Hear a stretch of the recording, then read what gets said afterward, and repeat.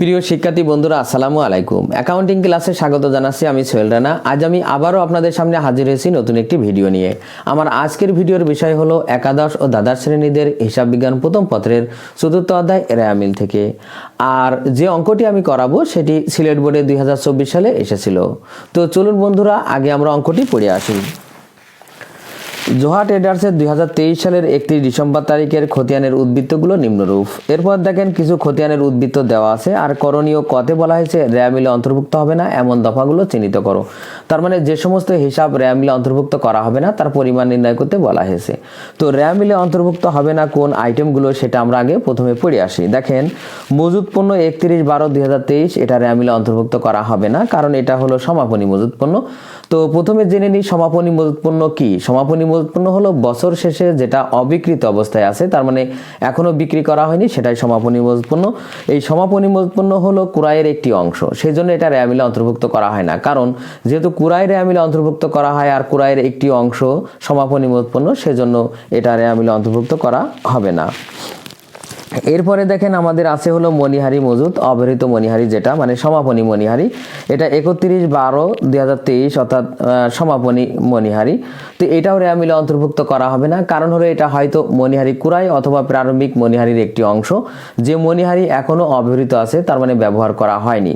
যেহেতু মণিহারি ক্রয় বা প্রারম্ভিক মণিহারি রেয়ামিলে অন্তর্ভুক্ত করা হয়, সেই জন্য সমাপনী মণিহারি আমাদের রেয়ামিলে অন্তর্ভুক্ত করা হবে না, তার মানে ওই সমাপনী মজুদ পণ্যের মতোই।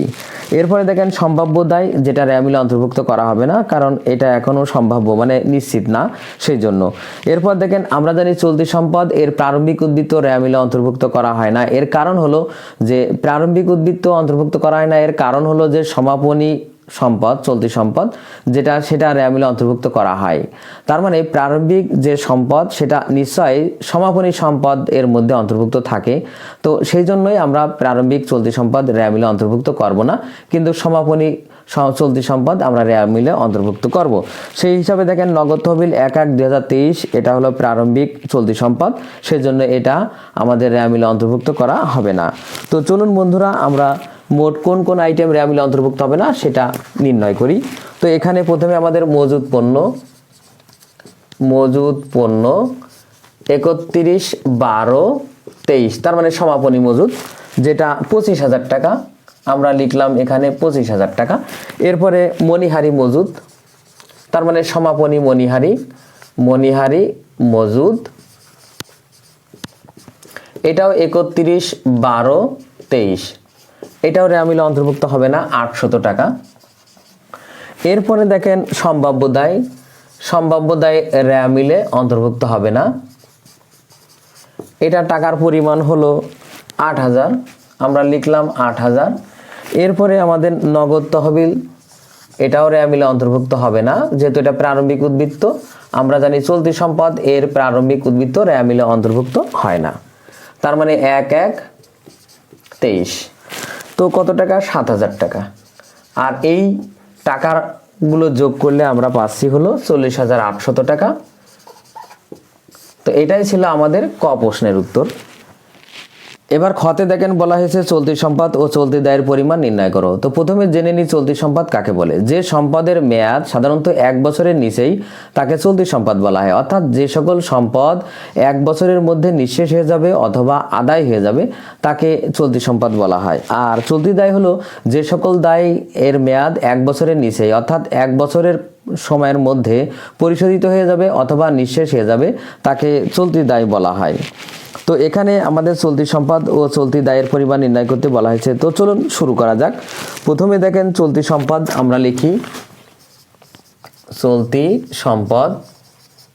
তো এই চলতি সম্পদের মধ্যে আমাদের এখানে আছে হলো, আমরা এখানে বিবরণটা লিখে নিই। চলতি সম্পদের মধ্যে আমাদের আছে নগদ তহবিল। তো আমরা এখানে নগদ তহবিল, তো দেখেন নগদ তহবিলে এখানে দুইটা আছে, একটা হলো 1/1/2023 আর একটা হলো 31/12/2023। আমরা এখানে লিখব 31/12/23। কেন? কারণ হলো আমরা সমাপনী টাকাটা লিখব। রেয়ামিল একটা নির্দিষ্ট সময় অর্থাৎ সময় শেষে তৈরি করা হয়, তাই এখানে সমাপনী টাকাটা লিখতে হবে, প্রারম্ভিকটা আসবে না। এই কারণেই যে প্রারম্ভিকটা হয়তো এই নগদ তহবিল সমাপনীর মধ্যে আছে, আর না হলে ওইটা শেষ হয়ে গেছে, সেই জন্য আমরা সমাপনী টাকাটা এখানে অন্তর্ভুক্ত করব। তো এখানে নগদ তহবিলের টাকার পরিমাণ 5,000 5,000 টাকা। আমরা প্রথমে 5,000 টাকা লিখলাম। এরপরে দেখেন আমাদের মজুদ পণ্য। তো অবশ্যই মনে রাখবেন মজুদ পণ্য যেটা সেটা হলো সমাপনী মজুদ, অর্থাৎ এটা হলো আমাদের সম্পদ, এটা আমাদের এখানে লিখতে হবে। তো আমরা সমাপনী মজুদ পণ্য কত? 25,000 টাকা। তার মানে যেটা এখনো বিক্রয় হয়নি, তার মানে অবিকৃত অবস্থায় রয়েছে ক্রয়কৃত পণ্যের, সেটাই হলো সমাপনী মজুদ পণ্য, আর সেটা হলো আমাদের চলতি সম্পদ। এরপরে দেখেন আমাদের যে আইটেম আছে সেটা হলো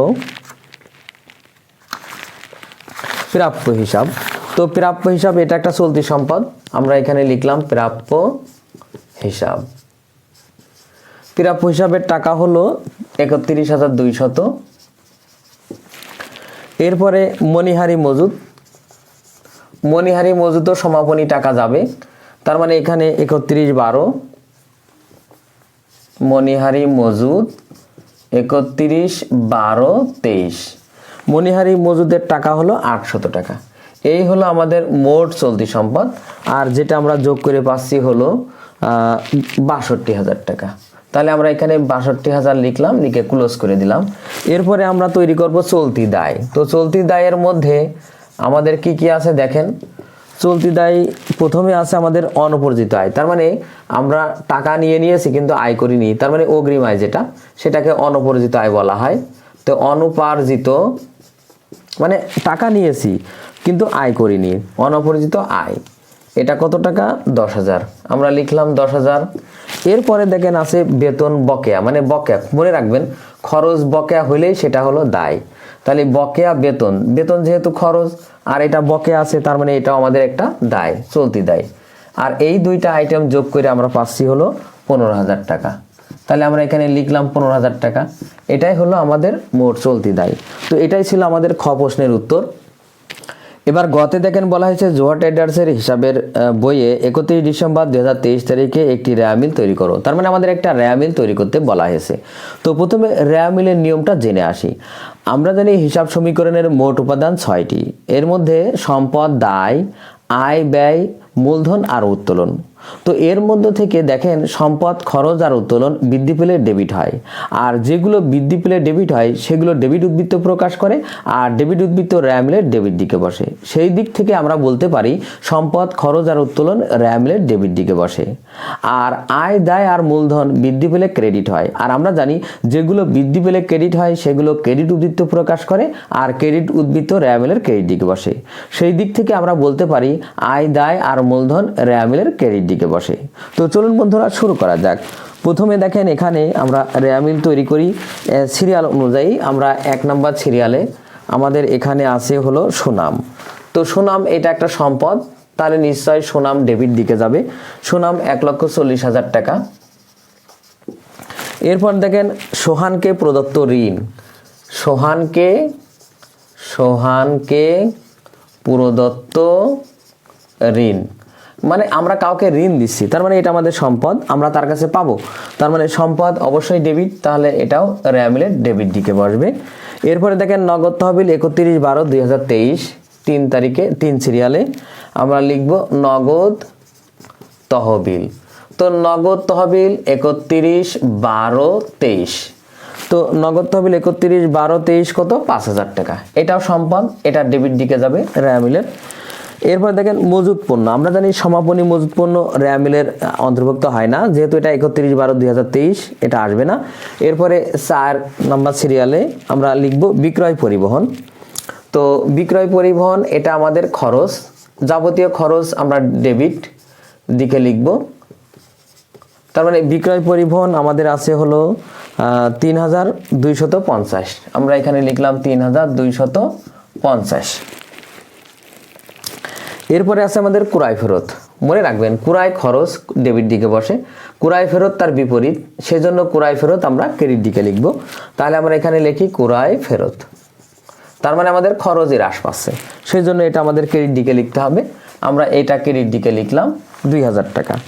এরপরে দেখেন প্রাপ্য হিসাব। প্রাপ্য হিসাবটা কি? সম্পদ, তাহলে প্রাপ্য হিসাব অবশ্যই ডেবিট দিকে বসবে। তাহলে প্রাপ্য হিসাব কত টাকা? 31,200 টাকা।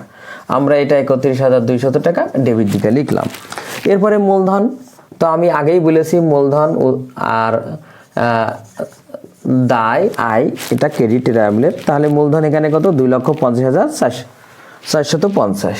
তাহলে ক্রেডিট দিকে 2,50,450 টাকা আমরা ক্রেডিট দিকে লিখলাম। এরপরে 8 কুরাই। তো কুরাই একটা খরচ, তাহলে অবশ্যই কুরাইটা আমরা রেয়ামিলের ডেবিট দিকে লিখব 60,000 টাকা। তো আমরা এখানে ডেবিট দিকে লিখলাম, যেহেতু এটা একটা খরচ 60,000 টাকা ডেবিট দিকে লিখলাম। এরপরে মজুদ পণ্য, এটা হলো প্রারম্ভিক মজুদ, তাহলে অবশ্যই এটা লিখতে হবে প্রারম্ভিক মজুদ পণ্য। এটা প্রত্যক্ষ খরচ, তার মানে কুরাইয়ের অনুরূপ, মানে কুরাইয়ের মতোই, তার মানে গত বছর সমাপনী এই বছরের প্রারম্ভিক হয়ে যাবে, যেটা কুরাইয়ের সাথে যোগ হয়। তো সেই জন্য মজুদ পণ্য আমরা খরচ ধরে আমরা এটা ডেবিট দিকে লিখব রেয়ামিলের। তার মানে 1/1/2023 কত টাকা? 20,000 টাকা। তাহলে আমরা লিখলাম 20,000 টাকা। এরপরে আমাদের 10 অনুপর্জিত আয়। তো অনুপর্জিত আয় অবশ্যই দায়, তার মানে অগ্রিম আয়, মানে আয় করিনি কিন্তু টাকা নিয়েছি, সেটা অবশ্যই আমাদের ক্রেডিট দিকে যাবে। তার মানে অনুপার্জিত আয়, এটা রেয়ামিলের কোন দিকে যাবে? ক্রেডিট দিকে। 10,000 টাকা আমরা ক্রেডিট দিকে 10,000 লিখলাম। এরপরে দেখেন আছে হলো মণিহারি মজুদ, এটা হলো প্রারম্ভিক 1/1/23, এটা অবশ্যই আসবে প্রারম্ভিক মজুদের মতোই। তাহলে এখানে মণিহারি মজুদ 1/1/23, এটা রেয়ামিলের ডেবিট দিকে বসবে। আমরা 5,000 টাকা রেয়ামিলের ডেবিট দিকে বসালাম। এরপরে দেখেন বিক্রয়। বিক্রয় অবশ্যই আয় হিসাব, তাহলে এটা রেয়ামিলের ক্রেডিট দিকে বসবে। বিক্রয় কত? 53,000 টাকা, আমরা ক্রেডিট দিকে 53,000 টাকা লিখলাম। এরপরে দেখেন 13 বিক্রয়ের পরে আমাদের আছে হলো বকেয়া বেতন। তো মনে রাখবেন বকেয়া বেতন তার মানে খরচ বকেয়া, তাহলে অবশ্যই সেটা দায়, আর দায় রেয়ামিলের ক্রেডিট দিকে বসে। তাহলে আমরা বকেয়া বেতন 5,000 টাকা রেয়ামিলের ক্রেডিট দিকে বসালাম। এরপরে আমাদের আছে মণিহারি মজুদ, এটা সমাপনী যাবে না। তারপরের আইটেম উত্তোলন, তাহলে উত্তোলন অবশ্যই রেয়ামিলের ডেবিট দিকে বসবে। উত্তোলনের টাকার পরিমাণ হলো 1,000 টাকা, এটা আমরা রেয়ামিলের ডেবিট দিকে বসাবো। এরপরে দেখেন উত্তোলনের পরে শিক্ষানবিশ সেলামি, এটা অবশ্যই আয়, তাহলে আয় হলে সেটা রেয়ামিলের ক্রেডিট দিকে যাবে। তো আমরা এখানে লিখলাম শিক্ষানবিশ সেলামি। তো শিক্ষানবিশ সেলামি আমাদের কত টাকা? 15,000 টাকা, এটা আয়, তাহলে এটা ক্রেডিট দিকে যাবে। 15,000 টাকা আমরা এটা ক্রেডিট দিকে বসালাম। শিক্ষানবিশ সেলামির পরে আমাদের আছে হলো আসবাবপত্র, 16 সিরিয়ালে আমরা লিখলাম আসবাবপত্র, এটা অবশ্যই সম্পদ, আর আমরা সম্পদ অবশ্যই রেয়ামিলের ডেবিট দিকে বসাবো। তার মানে আসবাবপত্র 10,000 টাকা। এরপরে দেখেন আছে সম্ভাব্য দায়, যেটা রেয়ামিলে আসবে না। তারপরে আছে হলো কল কবজা। তো দেখেন কল কবজা এটা একটা সম্পদ, আমরা সম্পদ ডেবিট দিকে বসাবো 25,000 টাকা। আর সর্বশেষ বাকি আছে নগদ তহবিল, যেটা 1/1/2023, এটা প্রারম্ভিক চলতি সম্পদ, এটা রেয়ামিলে আসে না। এরপরে আমরা যে কাজ করব, আমরা দুই পাশেই কি করব? যোগ করে অ্যামাউন্টটা বসাবো, আর আমাদের দুই পাশ মিলে যাবে। তো আমাদের এখানে যোগফল হলো ডেবিট দিকে আমরা পাচ্ছি হলো 3,40,000, 3,40,450, আমরা ক্লোজ করলাম। ঠিক একই পরিমাণ টাকা আমাদের এখানে আসছে না, তার মানে ক্রেডিট দিকে আমাদের 5,000 টাকা কম আসছে, সেইটাকে আমরা অনিশ্চিত হিসাব বলে লিখব।